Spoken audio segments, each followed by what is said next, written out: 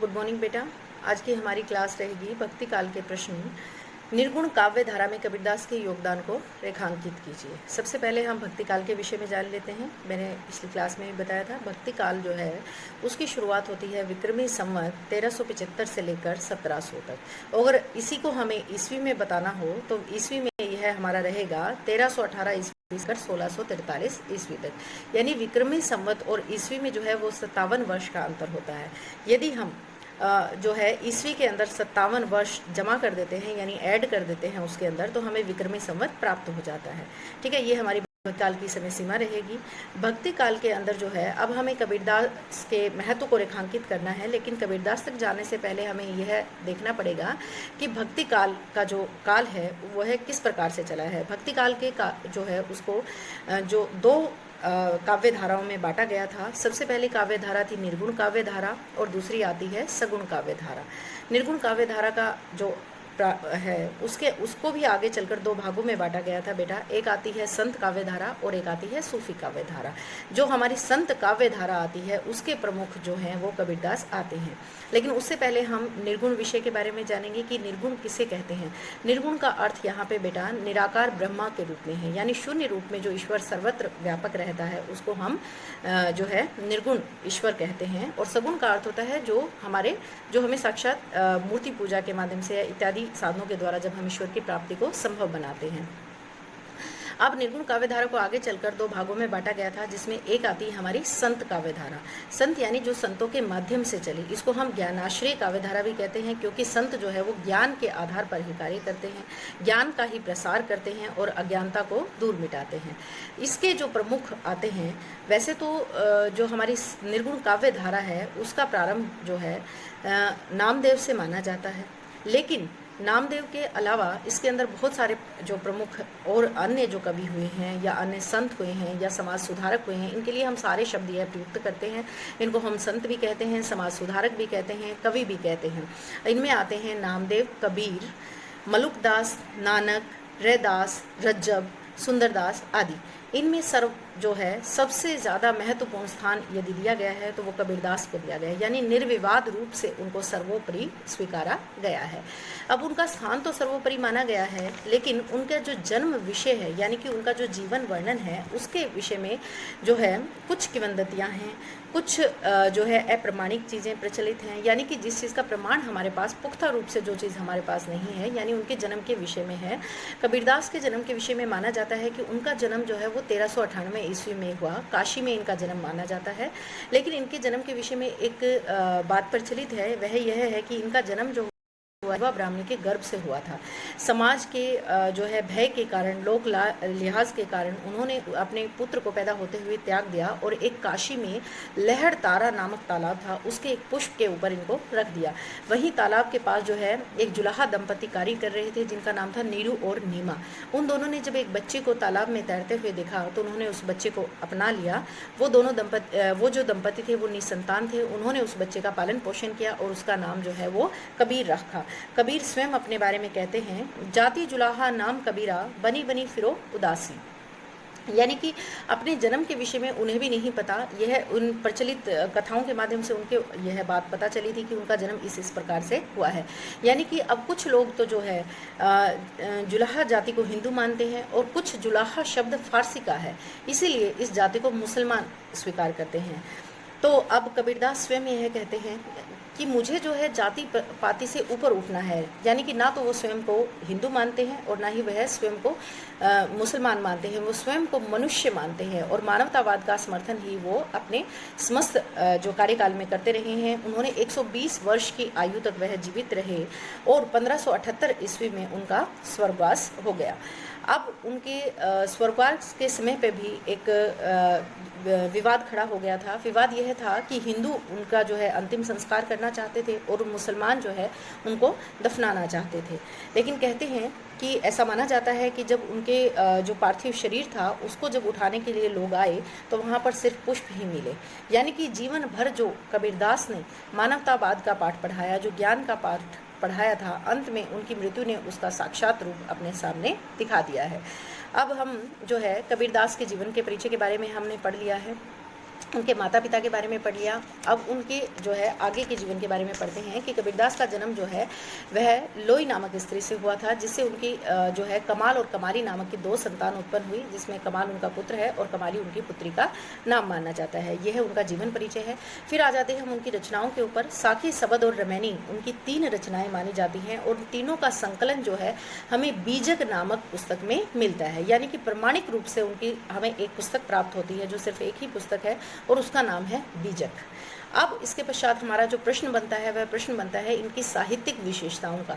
साहित्यिक विशेषताओं का अर्थ यहाँ पे बच्चे हम यह लेते हैं कि उन्होंने जीवन भर जिन शिक्षाओं का प्रचार प्रसार किया, जिन बातों को उन्होंने अपने जीवन में स्वीकारा, उनको हम उनके विषय में हमें बताना है, उनको हम उनकी साहित्यिक विशेषताओं में गिनते हैं। सबसे पहले जो उनकी साहित्यिक विशेषता प्रमुख रूप से आती है वह आती है समाज सुधार की। कहने को तो कबीरदास जो हैं वो कवि थे, संत थे, लेकिन वो उसके साथ साथ एक समाज सुधारक भी थे। समाज को सुधारने का कार्य भी उन्होंने बखूबी निभाया है। अपनी जो है वो घुमक्कड़ प्रवृत्ति के व्यक्ति थे। घुमक्कड़ यानी कि एक जगह पर टिककर नहीं रहते थे, कभी इधर तो कभी उधर घूमते ही रहते थे और अपनी शिक्षाओं का प्रचार प्रसार वो उसके द्वारा करते थे। समाज को सुधारने का कार्य वो इसी के द्वारा करते थे। फलस्वरूप उन्होंने मूर्ति पूजा का, अवतारवाद का, हवन यज्ञ का, रोजे नमाज का, इन सभी चीज़ों का उन्होंने विरोध किया। यानी कि उस समय जो समाज में प्रचलित अंधविश्वास थे, जो पाखंड थे, जो रूढ़ियाँ थी, उनका उन्होंने डटकर और खुलकर विरोध किया। उन्होंने यह कहा कि अगर हमें ईश्वर को प्राप्त करना है तो इन रूढ़ियों में फंसकर ईश्वर हमें कभी प्राप्त नहीं हो सकते। उन्होंने ईश्वर को खुश होने के लिए जो बलि दी जाती है, जो पशुओं की बलि थी, उसका खुद कर विरोध किया। कबीरदास कहते हैं, बकरी पाती खाती है ताकि काड़ी खाल, जो नर बकरी खात है ताको कौन हवाल। यानी कि जो बकरी है वह तो सिर्फ जो है पत्तों को ही खाती है, तो भी उसको मार दिया जाता है, काट दिया जाता है, और तुम तो मनुष्य होकर बकरी को खाते हो, तो तुम्हारा जो है कैसे भला हो सकता है, तुम्हारा क्या हर्ष होगा। यह वह अपनी पंक्तियों के माध्यम से यह बताना चाहते हैं। यानी समाज को जो है सुधारने का कार्य वह अपने काव्य के द्वारा करते हुए दिखलाई देते हैं। दूसरी उनकी साहित्यिक विशेषता जो आती है वो आती है गुरु का महत्व। कबीरदास कहते हैं कि गुरु के ज्ञान के बिना अपनी अज्ञानता का नहीं मिटाया जाता। जीवन में आगे बढ़ने के लिए आगे जो है हमें एक गुरु के मार्गदर्शन की आवश्यकता होती है। गुरु ही ऐसा व्यक्ति होता है जो हमारी अज्ञानता को दूर करके हमारे जीवन के अंदर ज्ञान का प्रसार करता है। गुरु के ही हमारा सच्चा हितैषी होता है और उसी की कृपा से हमारे ज्ञान चक्षु खुलते हैं। कबीरदास का जो दोहा है, गुरु गोविंद दो खड़े काकू लागवे पाए, बलिहारी गुरु आपनो जिन गोविंद दियो मिलाए। यानी कि कबीरदास तो गुरु का महत्व ईश्वर से भी ऊंचा बताते हैं। वो कहते हैं कि अगर ईश्वर और गुरु दोनों खड़े हों तो मैं सबसे प्रमुख जो स्थान दूंगा, वो मैं अपना प्रमुखता से स्थान जो दूंगा वह स्थान मैं अपने गुरु का दूंगा। कबीरदास एक अन्य पद के माध्यम से कहते हैं कि गुरु तो उस कुम्हार की तरह होता है जो अपने शिष्य को जो है बार बार उसके दोषों का वर्णन करके उसको निखार देता है। यानी कि देखो, गुरु कुम्हार शिष्य कुंभ है, गड़ी गड़ी काढ़े खोट, अंतर हाथ सहार दे बाहर मारे चोट। यानी कि जिस प्रकार से कुम्हार होता है वो कच्ची मिट्टी जो होती है, गीली मिट्टी जो होती है, उसके अंदर और बाहर से दोनों प्रकार से हाथ मार मार के उसको एक मटके के रूप दे देता है, एक आकार दे देता है और उसको सही रूप देता है, पकाकर उसको इस तरह से बना देता है कि वो सबको शीतलता प्रदान करता है। इसी प्रकार कबीरदास कहते हैं कि गुरु भी हमारे लिए वही कार्य करते हैं। वे हमारे जीवन के सच्चे मार्गदर्शक होते हैं, सच्चे हितैषी होते हैं और ईश्वर से भी ऊंचा स्थान उन्होंने अपने पदों में गुरु का दिया है। उनकी तीसरी प्रमुख विशेषताओं में आती है क्रांतिकारी विचारधारा। यानी कि कबीरदास जो हैं वो जन्म से ही क्रांतिकारी विचारक माने जाते हैं।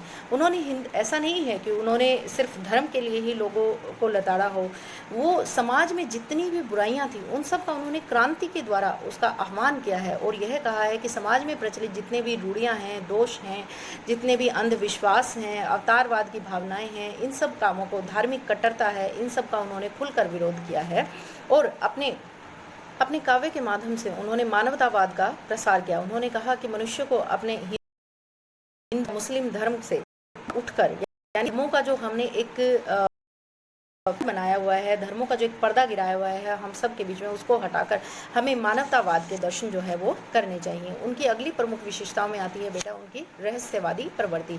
यानी कि इसके माध्यम से जो वह ईश्वर को प्रत्येक जगह पे मानते हैं। वो ये कहते हैं कि उनको यह जो रहस्यवाद है वह उपनिषदों से उनके ऊपर इसका प्रभाव आया है, और शंकराचार्य जो एक अब प्रमुख गुरु हुए हैं उनका अद्वैतवाद एक दर्शन मिलता है, जिसका प्रभाव भी कबीरदास के ऊपर हमें सर्वत्र दिखाई देता है।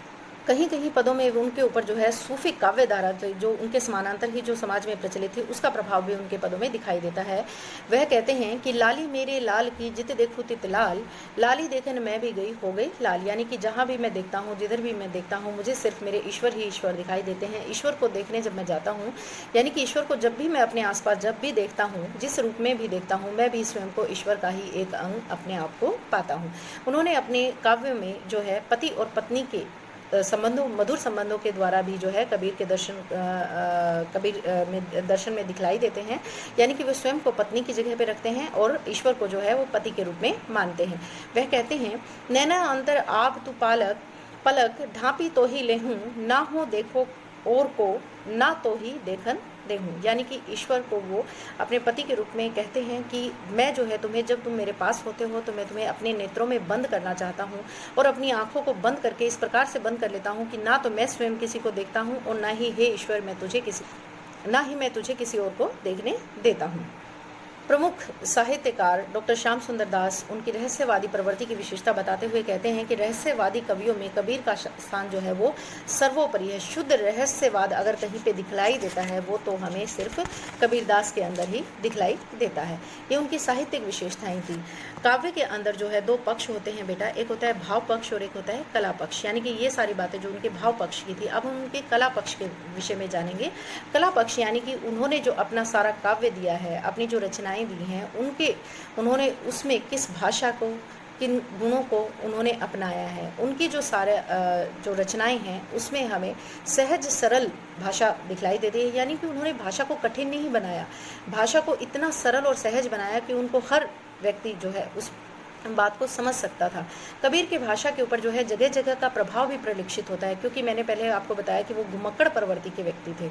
यानी वो जहाँ पे भी जाते थे तो वहीं के शब्दों को वो अपने साथ उनका एक तादात्म्य बिठा लेते थे और उनको ग्रहण कर लेते थे।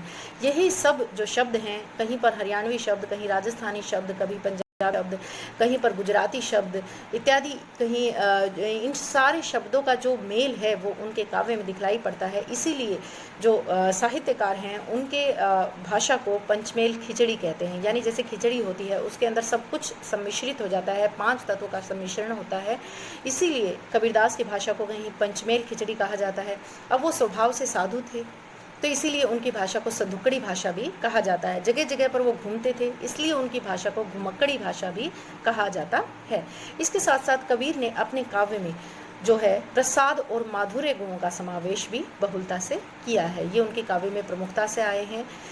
कबीरदास ने अपने काव्य को सुंदर बनाने के लिए स्वाभाविक रूप से अलंकारों का प्रयोग किया है। अनुप्रास, उपमा, रूपक, अति, ये जो सारे अलंकार हैं ये उनके काव्य में स्वाभाविक रूप से आते हैं। ऐसा नहीं है कि उन्होंने चमत्कार उत्पन्न करने के लिए जोर जबरदस्ती कहीं पर इन अलंकारों का निरूपण किया है, अपितु ये स्वाभाविक रूप से अपने आप ही चलते हुए दिखलाई देते हैं।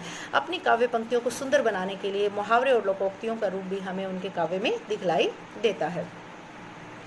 कबीरदास ने अपने काव्य में उच्च कोटि के प्रतीक विधानों का प्रयोग किया है। दोहा, चौपाई और छंदों का प्रयोग भी बहुलता से उनके काव्य के अंदर हमें दिखलाई पड़ता है। रमैनी और उलट बांसियां जो हैं वो कबीर के काव्य में स्वाभाविक रूप से जो है वो दिखलाई देती हैं। ये सारा कबीर का काव्य पक्ष हो जाता है।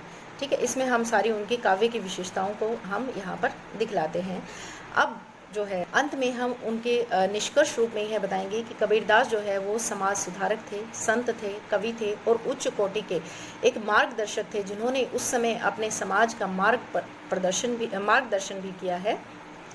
निर्विवाद रूप से जो है कबीरदास को सर्वोपरि माना जाता है अपने समय में। भक्ति काल के समय में डॉक्टर हजारी प्रसाद जो हैं वो उनके विषय में लिखते हैं कि भाषा पर कबीर का जबरदस्त अधिकार, वे वाणी के डिक्टेटर थे। यानी कि डिक्टेटर यानी तानाशाह थे। जैसी शब्द वो कहना चाहते थे, अपनी बात वो कहना चाहते थे, वो उसी रूप में अपनी बात को कहते थे।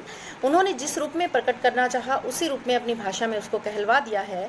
वह या तो सीधे सीधे कहा या नहीं तो दरेरा देकर भाषा कबीर के सामने हमें कुछ लाचार सी नज़र आती है। यानी कि जो है काव्य के दोनों ही पक्ष, चाहे वह उनका साहित्यिक पक्ष हो, यानी कि चाहे वह भाव पक्ष हो या कला पक्ष हो, दोनों में ही कबीरदास जो है वो सर्वोपरि माने जाते हैं।